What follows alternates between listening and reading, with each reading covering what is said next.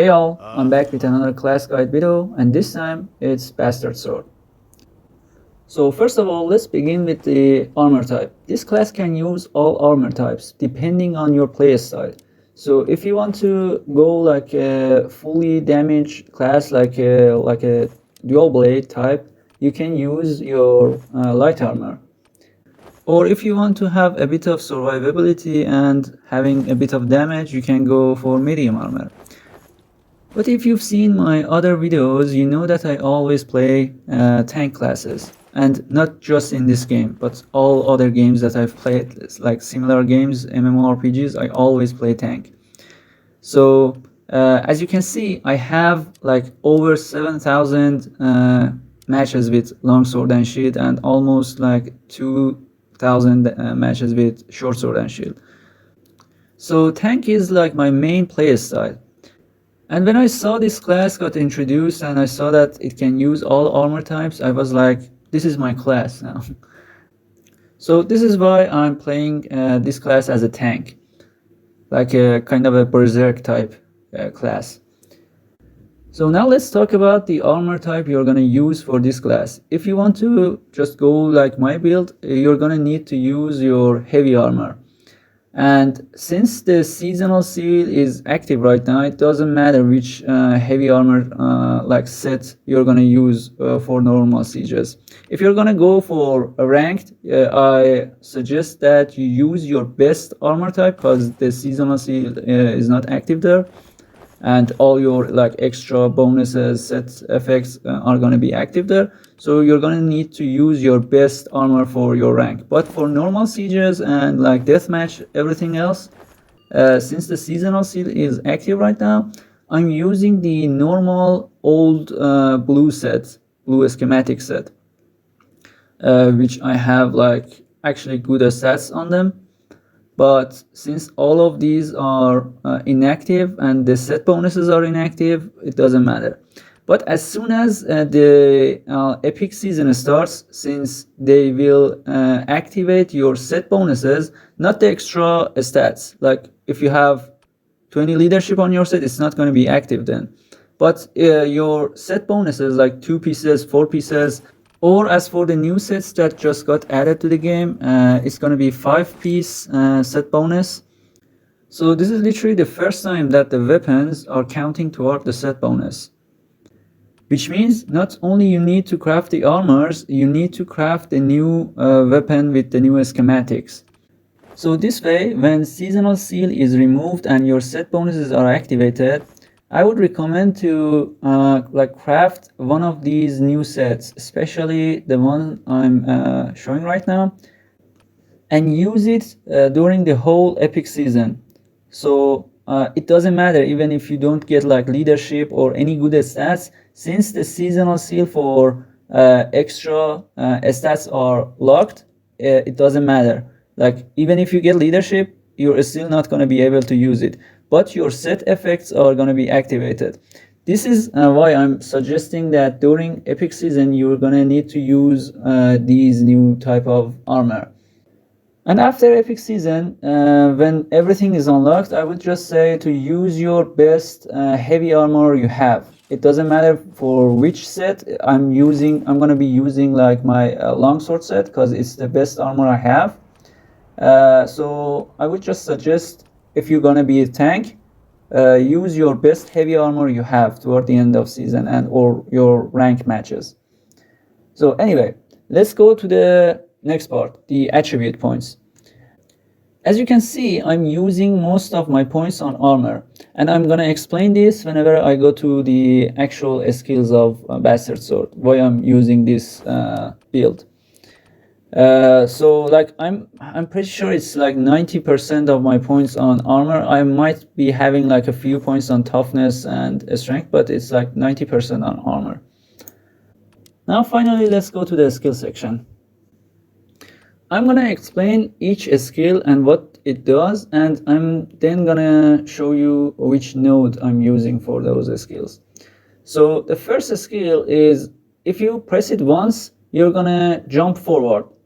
That's it. But if you press it a second time, you're gonna do a spinning attack. And if you use this node, whenever you use this skill and attack your enemies, it doesn't matter if it's a unit or a hero, whatever you hit, they will deal 25% less damage to you for 8 seconds. So for example, there's a blob fight, you're going to use this skill to jump in the middle of them, you use your spinning attack, and everybody you hit will deal 25% less damage to you.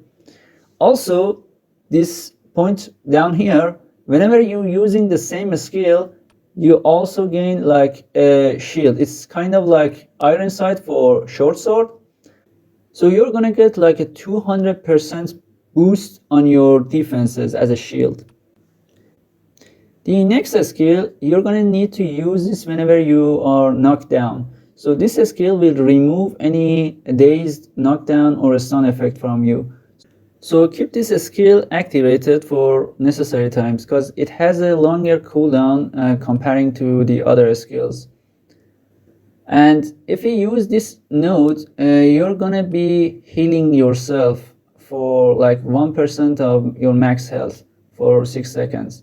There are two healing options for this skill. The first one has more healing, but it only applies when you have like below 10% of your HP. So when you are dying and you use this skill, you're gonna get 3000 health. But the other one, which I'm using, is like for always. Whenever you use this, it doesn't matter how much HP you have. But unlike the other node, which would heal you instantly, this one will heal you over time, over 6 seconds. And down here, you're gonna use this one. So when you use this skill, like when you are knocked down, you're gonna get back up, you're gonna get healed, and also with this one, you're gonna get a 24% damage reduction for 8 seconds. So with this build, this skill is gonna save you in like tough situations. For example, you're knocked down and you're almost dying, and you're gonna use this skill, you get a bunch of healing and you get damage reduction. So you have time to like run away, or maybe your teammates get to you and help you. Now let's talk about the next skill. So this one, some people might not know this and just press it. If you just press it, it's gonna be like a normal attack, but if you hold it, you're gonna dash forward, you're gonna run forward, and as long as you hold it, you're gonna be running and knocking everybody in your path. And upon releasing it, you can knock down enemies if you have this node. So it's kind of like the shielded charge from short sword and shield skill, but you're gonna need to hold this skill down. And if you hold it for like near 1 second, and upon releasing it, if you hit any hero, they're gonna be knocked down. And if you combine it with this one, anyone who is holding the right click, like using their shield or their defense as a guard, if you combine it with this one, you're gonna be able to break their guard in 1 hit. Now, as for your ultimates, this one has good damage, but also acts like your second skill. So whenever you're like knocked down or dazed, if you use this skill, it's gonna remove those knockdown effect, and also it's gonna be healing you for 20% of your lost health. It's not 20% of your max health. It's only 20% of the amount of you lost in the battle. So for example, if you have like 40k HP and you lost like 10,000 of it, it's gonna heal you for 2,000. So 20% for, which means 2,000. And if you have this node right here, it's gonna reduce the cooldown for 6 seconds, and if your total defense, so all like slashing defense, blunt defense, piercing defense, if the combination of all of them is above 2,100, which that's why I went for full defense, you're gonna get like 10% extra healing on this skill. And also, if this skill kills any unit or any hero, you're gonna get like extra healing, like 2% this time for max health. So this is actually gonna be maybe more than that first healing. Also, when you use this skill, you're gonna get something called a spirit, which I'm gonna explain with the next skill. So just remember this. When you use this skill, you're gonna get a buff called a spirit for 15 seconds, which any enemy within 10 meters of you, literally those who you hit, will deal 30% less damage. So you kind of get a 30% damage reduction just by using this skill. And also, if this skill or any other skill after that within those 15 seconds kill any unit, you're gonna get like another 2% healing, which is again 2% based on your max health. So let's go for the next skill, which is your left click mouse. This one is just basically a 4-stage attack, and the first 3 stages are doing a slashing damage, and the final stage is doing a piercing damage. But this one is not really important. The important one is the node. Remember when I said when you use your ultimate, you get like a buff called a spirit? So within those 15 seconds, if you use your left click, any enemy you hit with your left click will reduce the ultimate cooldown by 0.2 seconds. So like each swing is gonna hit multiple enemies. It doesn't matter if it's a hero or a unit. It's gonna reduce your ultimate cooldown. But also there is another option for this node. The other one that I kind of like it, but I don't use it much, is the healing one.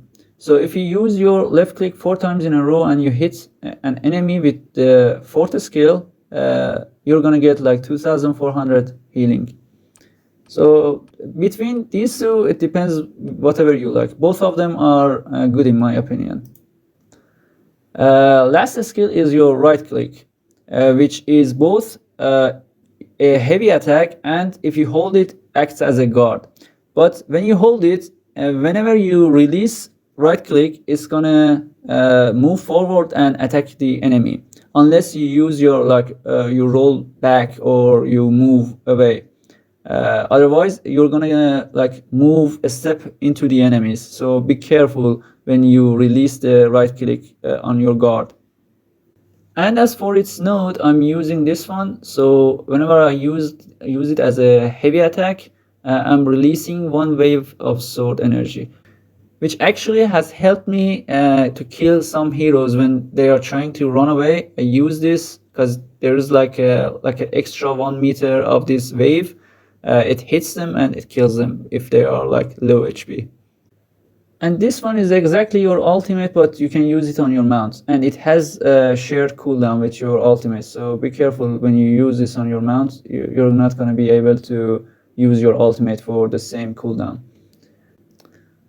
Now let's talk about some extra stuff you might want to know. These skills down here, you can only use one in any column, so you can't use both of these at the same time. And I'm gonna go over a few of them. Like the ultimates, in my opinion, are both kind of shitty for the build events, so I didn't use any of these. Like the second one will remove 20% of your max health, so instead of saving you, it's gonna get you killed.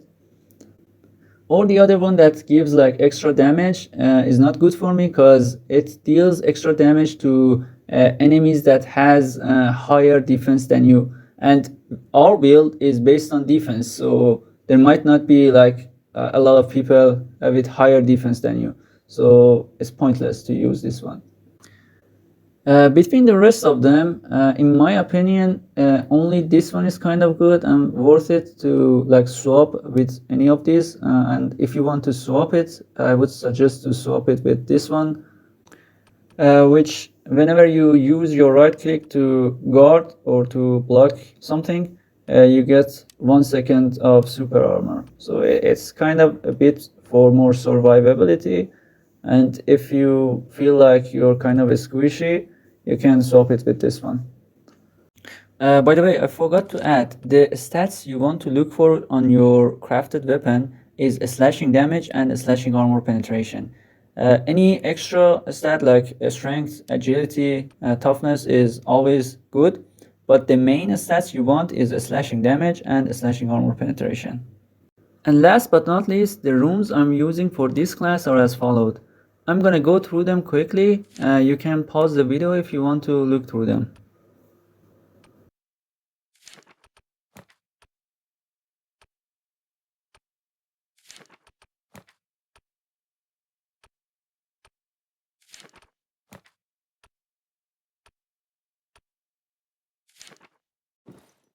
Anyway, that's all for today.